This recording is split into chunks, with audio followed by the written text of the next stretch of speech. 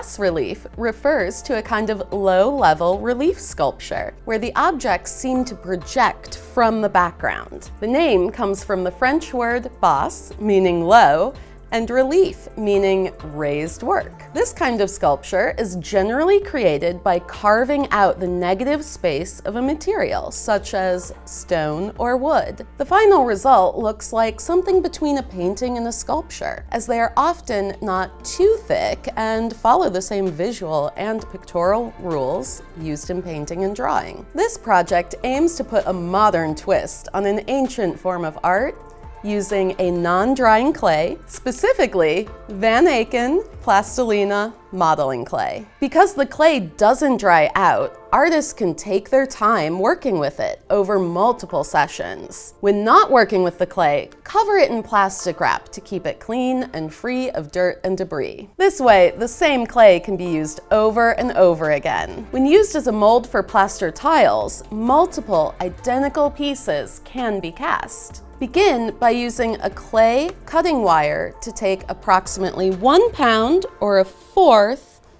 of a block of clay. Just going to cut it again so I don't have to make the rolling pin do all the work later. The clay will become more pliable as it warms. It can be helpful to place it in a sunny window before working with it. Conversely, if the clay becomes too malleable when working, it helps to put it in a cool place, ideally near an air conditioning vent or even in the refrigerator. Use a rolling pin to roll the clay out onto a 6 by 6 inch masonite panel.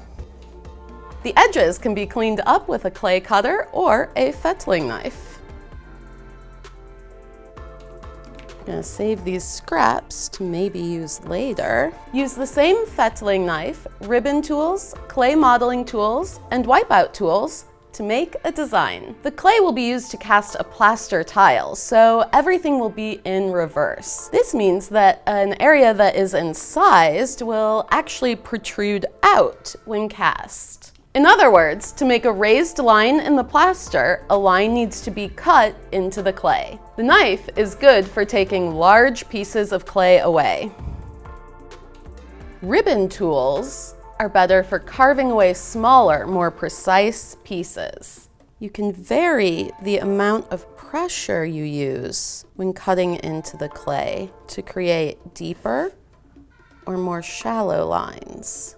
Wooden or plastic modeling tools can make a variety of marks or smooth out surfaces and erase marks. The wipeout tool, as its name implies, can be thought of as a clay eraser. This is a great tool for tidying up your edges and smoothing out the surface. Bits of clay that have been cut away can be used to build up desired areas.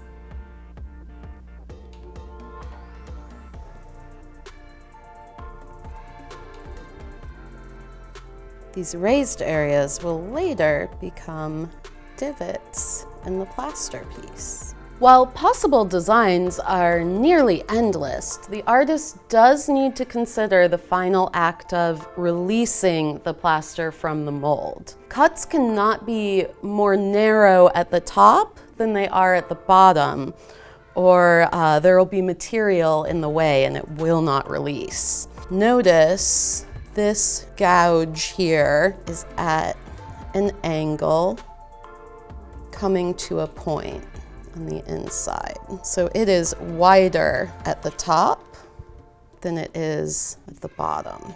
Now, if I made an undercut, see how this goes under and there's material that hangs over?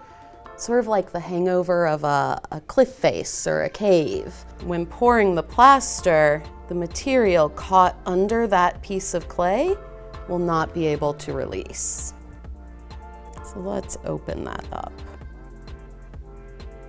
When the design is complete and the edges have been cleaned up, use tape to create a border or a wall all the way around the piece.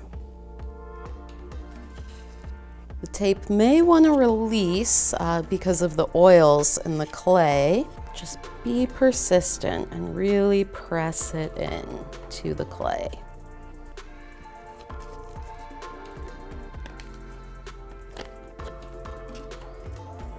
You may need to do a couple of rounds with the tape to ensure that your walls will be stable. You don't want them collapsing after you pour the plaster.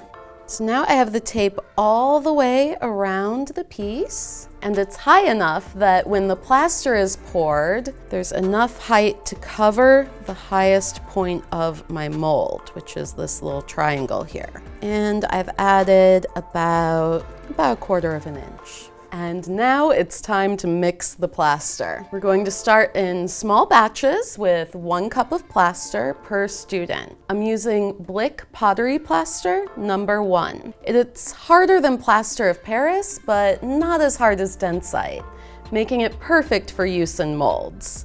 I'm going to stick to a mixing ratio of about 60% plaster to 40% water. And I'm going to mix it for 3 to 5 minutes. I'm going to put on a mask for this next step. We don't want to accidentally inhale the plaster dust. So I'll start with water in the bowl, and then I will slowly pour the plaster in.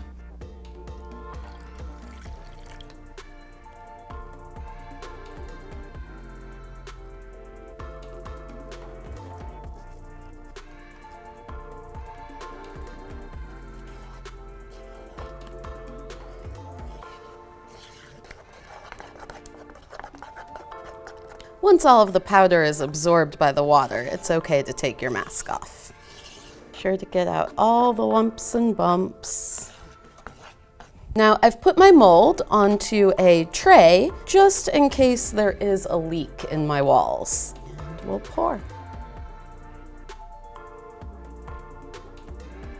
Level the plaster. Be sure the plaster is filled high enough to cover your highest point, and with adding a little bit of material, about 1/4 of an inch. If it's too thin, it could crack when you take it out of the mold. Give the plaster a little jiggle and even tap the tray a bit to remove all the air bubbles and make sure it's nice and level. And then we're going to set it aside to let it cure. I have a dry plaster piece here, and I've removed the tape. I'm going to put a little piece of scrap fabric under just to give it some padding as I pop it out. And just pull gently from the sides, working the clay away from the plaster, and it will pop and pull away. Let's get this other side.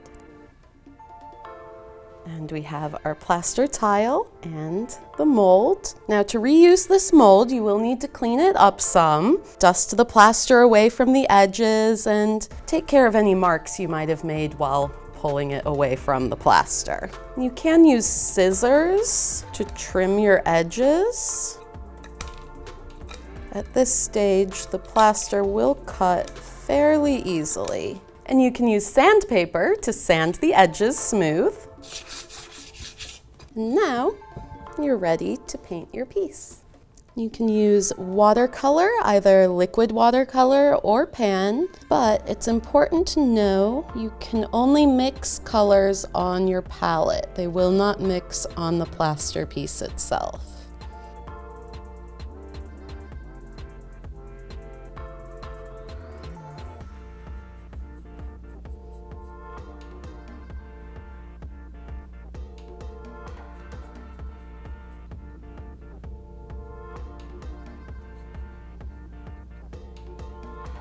While you're here, don't forget to check out dickblick.com/lesson plans for a full instructional PDF with a list of all the materials you need to start your very own artisan bas relief tile atelier.